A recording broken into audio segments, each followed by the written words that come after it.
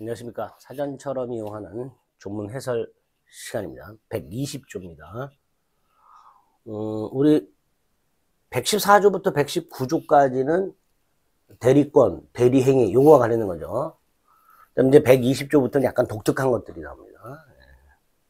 그 중에 하나가 이제 복대리라는 게 나오죠. 복대리. 120조는 그 복대리에 관련된 조문들이에요. 120조부터 123조까지가. 이제 복대리가 뭔지부터 아셔야 되겠죠. 복대리는 대리인이 대리인 자신의 이름으로 선임한 본인의 대리인 이렇게 되죠. 일단 복대리는요, 본인의 대리인이라는 걸 잊지 마세요. 갑이 을에게 토지 매각을 의뢰합니다. 자, 토지 매각을 의뢰하는 것, 이게 수권행위죠. 이걸 수권행위라고 합니다. 대리권을 수여하는 행위죠. 자, 그러면 이제 을은 임의 대리가 되고요. 임의 대리. 근데 이 을이 또다시 병한테 부탁을 해요. 또다시 병한테 토지 매각을 의뢰합니다. 갑이 을에게 땅을 팔아달라고 부탁을 했는데 을이 또다시 병에게 갑소유 땅을 팔아달라고 부탁을 한 거예요. 그래서 이 병은 을의 부탁을 받아 갑소유 땅을 매매하게 됩니다. 병은 갑소유 땅을 매매했기 때문에 갑의 대리인이죠. 즉 병의 매매의 효과는, 병이 한 매매 효과는 본인인 갑에게 귀속이 되니까 결과적으로 병은 갑의 대리입니다. 갑의 대리인인데 을의 부탁을 받았을 뿐이에요. 이런 걸 복대리라고 하게 됩니다. 자, 그러면 우리 민법은 이렇게 대리인이 복대리인을 선임하는 경우에 첫째, 어떤 경우에 복대리인을 선임할 수 있는가? 이걸 이제 복인권이라고 해요. 복대리인 선임 권한이라고 하죠. 어떤 경우에 복대리인을 선임할 수 있고, 그 다음 갑이 을에게 부탁을 했는데 을이 병에게 또 부탁을 해서 병이 갑소유 땅을 팔았어. 근데 그 결과 갑에게 손해가 생겼어. 그럼 갑은 기분 좀 나쁠 거 아니에요. 을에게 부탁을 했는데 을이 지 마음대로 병에게 부탁을 해서 병이 팔았는데 갑에게 손해가 생겼어. 그럼 당연히 을은 갑에게 뭐라 할 거 아니에요. 야, 내가 너한테 부탁했는데 왜 네가 병한테 부탁을 해서 나에게 이렇게 손해가 생기게 하냐. 난 너를 믿었는데. 그러니까 우리 민법은 두 가지.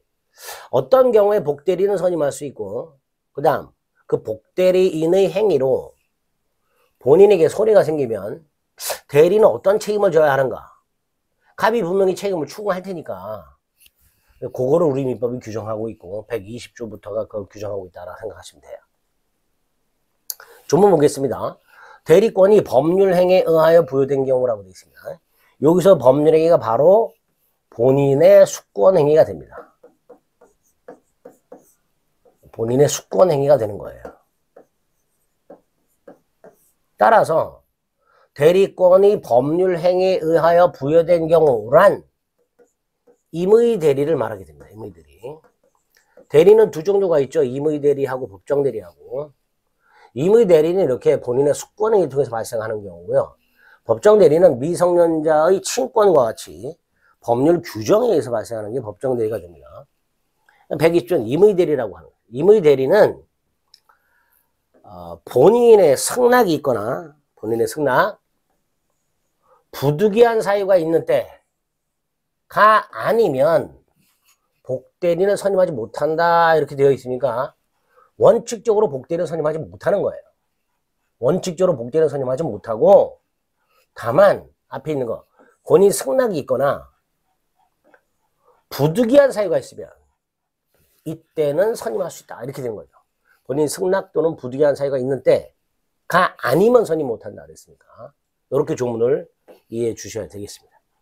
조문은 크게 어렵지 않죠. 다시 한번 봅니다. 대리권의 법률행위에서 부여된 경우의 대리인, 즉 임의 대리는 본인 승낙이 있거나 부득이한 사유가 있는 때가 아니면 선임 못하니까 본인의 승낙도 없고 부득이한 사유도 없다. 그러면 선임 못한다는 거죠. 자, 여기서 본인의 승낙은 명시적 승낙일 수도 있고 묵시적 승낙일 수도 있습니다. 특히 우리 대법원은 본인이 땅을 팔아달라고 부탁을 할 거 아니에요. 그걸 뭐라 그랬어요? 수권행위라 그랬죠. 이 수권행위 속에는 특별한 사정이 없는 한 본인의 묵시적 승낙이 들어있다. 뭐 이렇게까지 얘기합니다. 어쨌든 승낙은 명시적, 묵시적을 불문한다. 그다음 부득이한 사유는 본인에게 발생한 사유일 수도 있고요.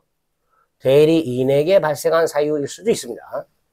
본인이 해외에 장기 체류하고 연락이 안 돼. 그럼 본인 승낙을 받을 수가 없죠. 부득이하죠. 또 대리인이 병원에 입원했어요. 그럼 대리인에게 발생한 사유 이렇게 되겠죠. 어쨌든 본인 승낙이 있거나 부득이한 사유가 있을 때만 선임할 수 있고 그게 아니라면 선임하지 못한다는 거예요. 그러니까 결국 원칙적으로 선임을 못한다는 거예요. 그래서 다시 임의 대리인은 원칙적으로 복대리는 선임할 수 없다. 단 본인 승낙이 있다면 선임할 수 있고 또 본인 승낙이 설령 없더라도 부득이한 사유가 있으면 선임할 수 있다. 이렇게 정리를 해주시면 되겠습니다. 기출지문 볼까요? 뭐 간단해요. 임의 대리인은 본인 승낙이나 부득이한 사유가 없다면 선임하지 못한다죠. 따라서 부득이한 사유가 있다면 선임할 수 있죠. 근데 이 두 번째 기출지문은 이렇게 나오기도 해요. 임의 대리인은 부득이한 사유가 있는 경우에 한하여 선임할 수 있다. 이렇게 나오면 그럼 틀린 질문이에요. 부득이한 사유가 있는 경우에 한하여가 아니죠. 본인 승낙이 있는 경우도 있으니까. 그거 조심하셔야 됩니다. 그 다음에 대리인이, 자, 복대리인은 대리인이 선임한 본인의 대리인이라고 그랬잖아요. 그럼 여기서 어떤 생각이 드냐? 대리인이 복대리인을 선임하면 대리권은 소멸하느냐? 이런 문제가 생길 수 있겠죠. 소멸하지 않습니다. 꼭 기억하세요. 복대리인을 선임하더라도 대리인의 대리권은 소멸하지 않습니다. 그래서 이렇게 나오죠. 대리인이 복대리인을 선임하면 대리권을 소멸한다. 이렇게 틀린 지문은 나오기도 합니다. 그 다음 복대리인은 대리인이 선임하잖아요. 이 대리인이 복대리인을 선임하는 행위를 복임행위라고 하게 되고요. 이 복임행위도 수권행위 일종이에요. 물론 이제 본인의 수권행위가 아니라 대리인의 수권행위죠. 근데 어찌됐건 복대리인은 항상 대리인의 수권행위에 의해서 대리권이 생기죠. 따라서 복대리인은 언제나 임의 대리인이 될 수밖에 없습니다. 임의 대리인이 선임한 경우도 임의 대리고 법정 대리인이 선임한 경우도 임의 대리가 됩니다. 복대리인은 언제나 임의 대리인이다. 이런 것들이 복대리 개념과에서 지문으로 나오기도 합니다. 자, 어쨌든 120조는 임의 대리인의 복인권, 임의 대리인은 어떤 경우에 복대리인을 선임할 수 있는가를 규정하고 있습니다. 그럼 이제 이 임의 대리인은 어떤 책임을 지는가를 봐야 되겠죠. 시간을 좀 달리해서 보겠습니다. 수고하셨습니다. 구독